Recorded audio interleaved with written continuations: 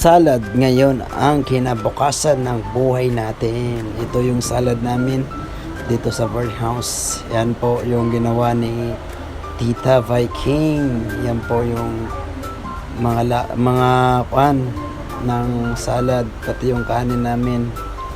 Yan, akala ko parang plastic yan eh. Hindi pala plastic yan. Ewan ko lang kung ano yan. Ewan ko lang kung anong gulay yan eh. Basta kung gusto nyo magsalad, yan ang bilhin nyo kasi yan ang lasa niya eh. Yan ang pinakamasarap para sa salad kasi iba yung lasa niya, di ba?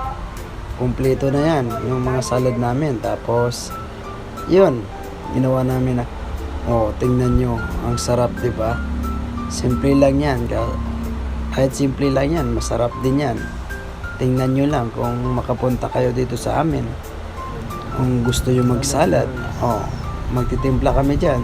Tapos may gango pa kami. Alam mo yung gango, tuyo. Yan ang tuyo sa amin, tinatawag, di ba? Alhamdulillah,